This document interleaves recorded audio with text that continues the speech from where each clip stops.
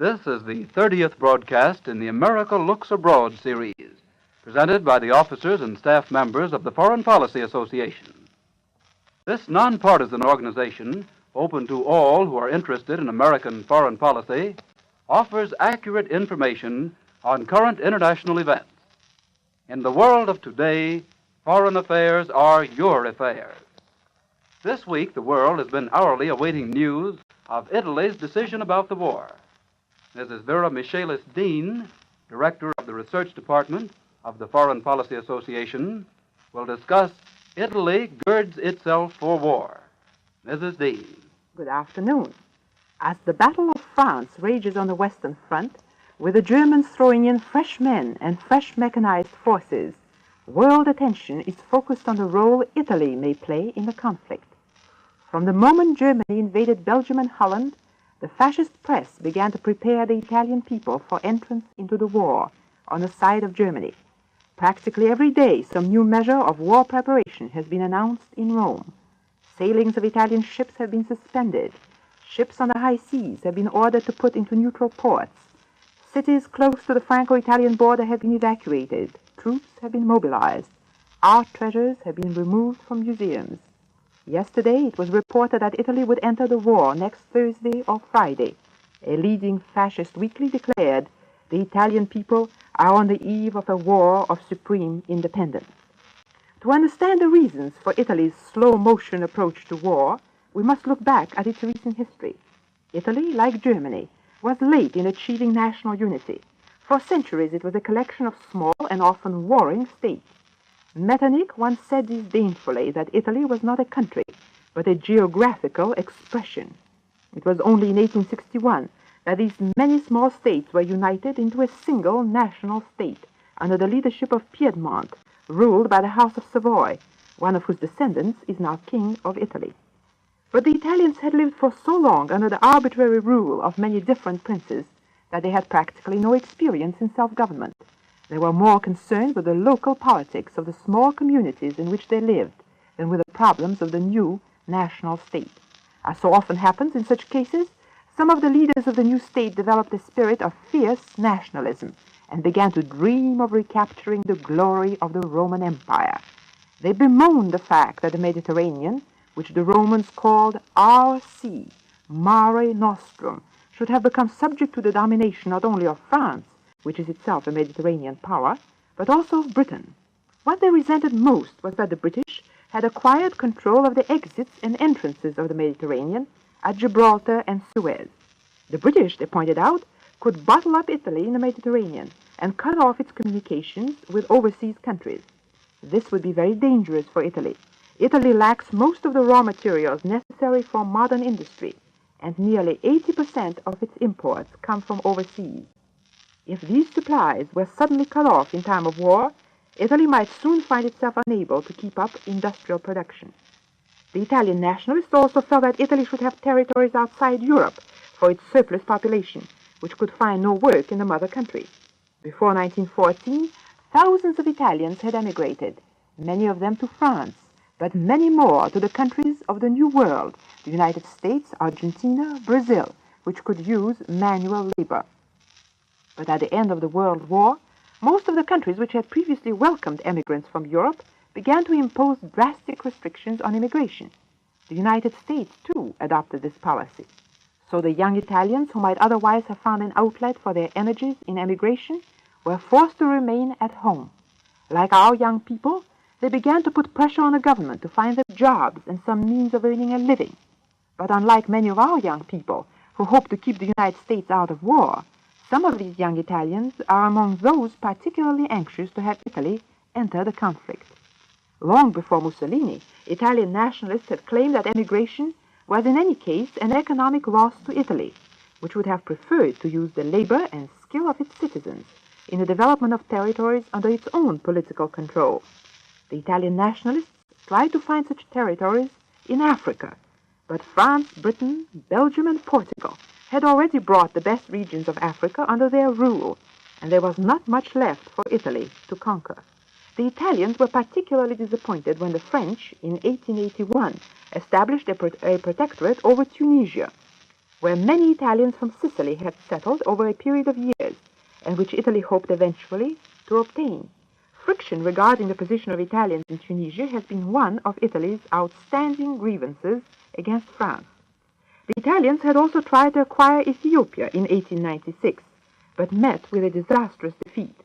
They did conquer a strip of land on the east coast of Africa, but the colonies they established there did not add much to Italy's economic resources.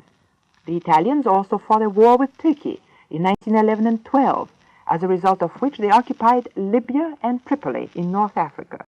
But a good part of Libya and Tripoli consists of desert, which is not adapted for colonization. The Italian government had hoped to improve the country's position by fighting in the World War on the side of their allies against Germany and Austria-Hungary. Italy had not been prepared for this war and suffered great losses in men and economic resources. At the Paris Peace Conference in 1919, it obtained practically all the territory it had demanded in Europe, but gained little in Africa and received no share of Turkey's former possessions in the Near East, at a time when Britain was awarded a mandate over Palestine and France a mandate over Syria. Italy therefore felt that its sacrifices during the war had been in vain, and that it had been double-crossed by their allies. This feeling of dissatisfaction and disillusion created an atmosphere of unrest in Italy, similar to that which existed in post-war Germany, although technically Italy was in the ranks of the victors, not of the vanquished. This unrest, in turn, facilitated the rise to power of Italian fascists, headed by Mussolini, who in 1922 was summoned by the king to become premier.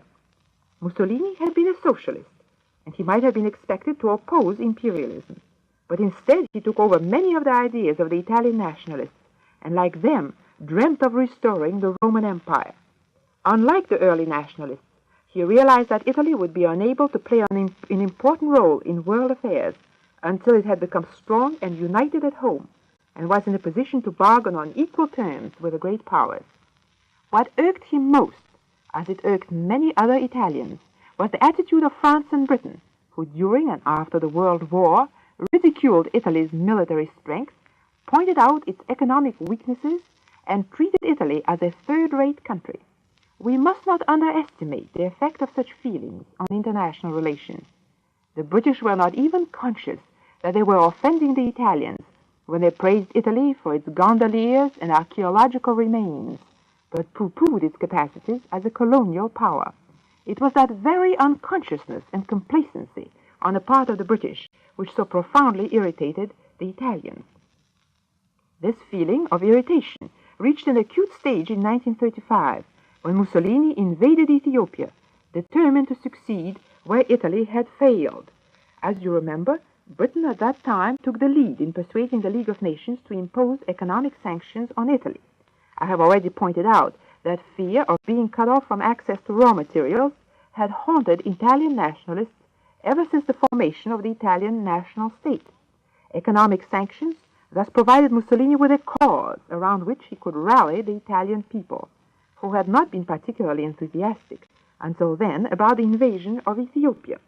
At the same time, economic sanctions did not affect vital raw materials like oil, with the result that they did not prevent Italy from conquering Ethiopia.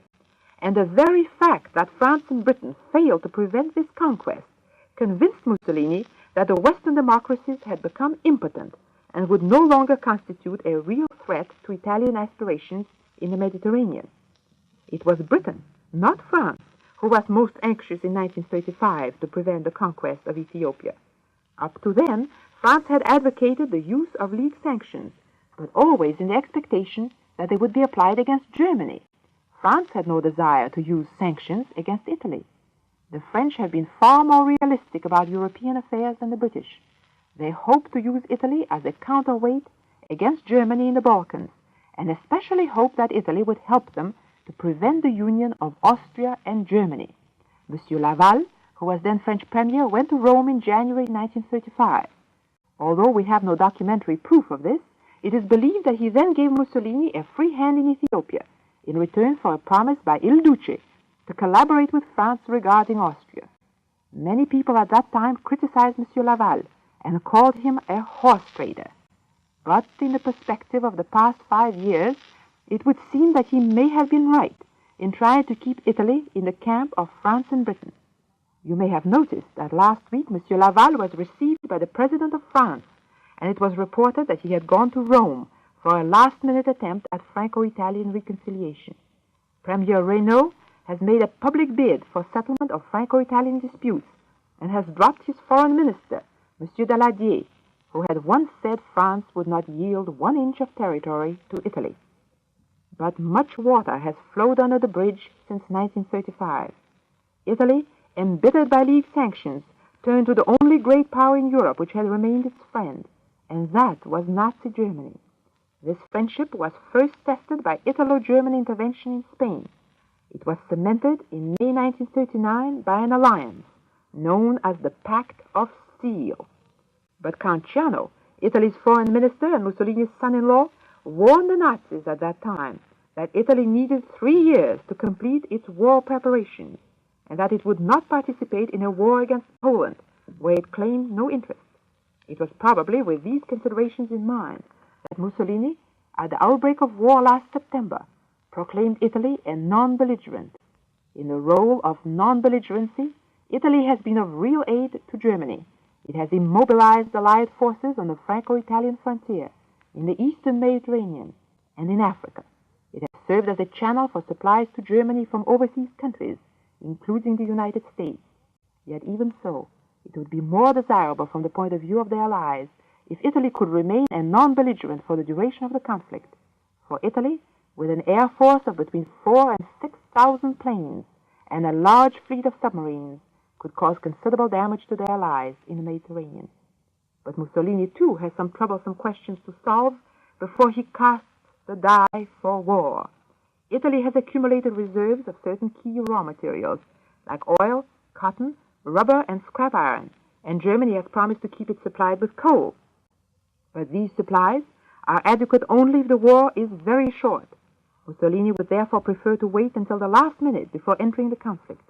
The Germans themselves pointed out last week that Italy would not enter the war until it was sure France was no longer capable of retaliating, and would wait either for the siege of Paris or for the destruction of the French Air Force. If Italy can cause damage to the Allies, it is also vulnerable to Allied attack on its industrial centers in North Italy and on its colonies in East Africa.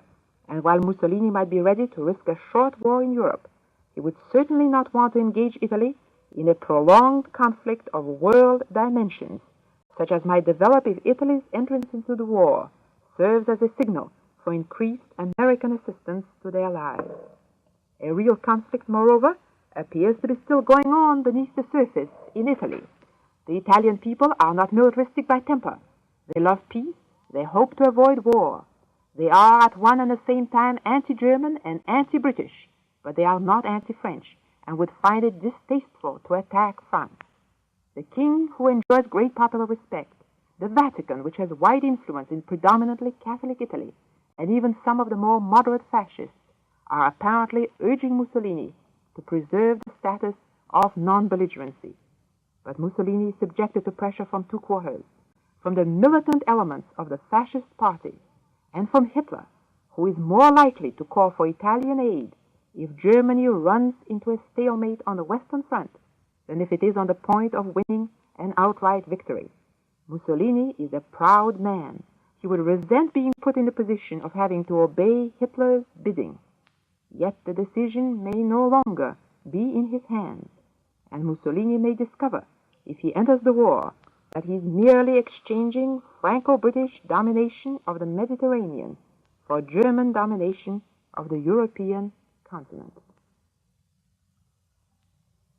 Mrs. Vera Michelis Dean, Director of the Research Department of the Foreign Policy Association, was today's speaker in the America Looks Abroad series. Her topic was Italy Girds Itself for War. If you would like a free copy of this talk, send your request to the Foreign Policy Association, 8 West 40th Street, New York. We invite you to tune in next Sunday on most of these same stations to hear another speaker in the America Looks Abroad series. This is the National Broadcasting Company, RCA Building, Radio City, New York.